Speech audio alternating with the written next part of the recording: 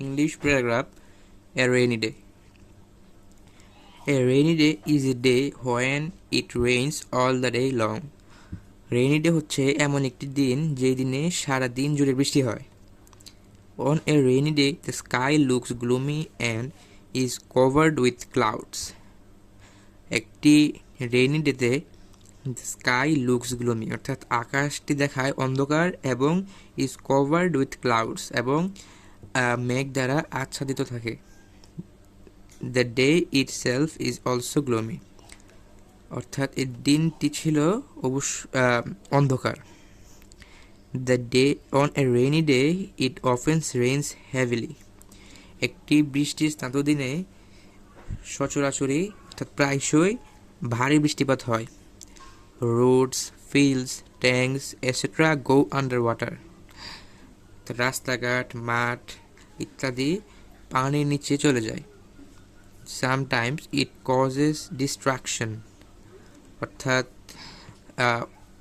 অনেক সময় এটা ধ্বংস করে ফেলে।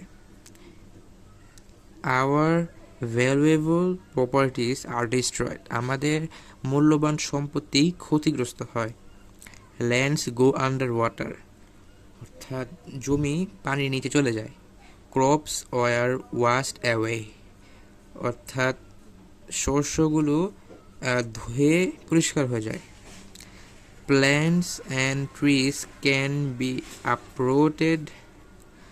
অর্থাৎ plants and trees can be uprooted. অর্থাৎ হচ্ছে uproot মানে হচ্ছে উপড়ানো অর্থাৎ plants এবং trees অর্থাৎ গাছপালাগুলো উপড়ে যায়। The roads and highways are damaged.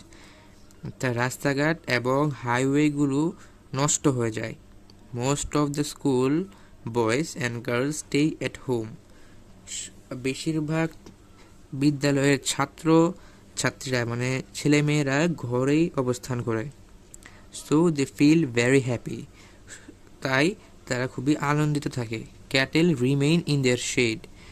অর্থাৎ গবাদি পশুরা তাদের শেড মানে তাদের ছাউনিতেই থাকে।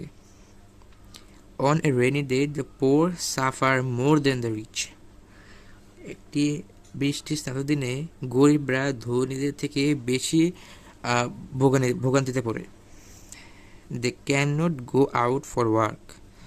তারা কাজের জন্য বাইরে বের হতে পারে না। As a result, they have to stare. So, a rainy day is not always welcoming to all.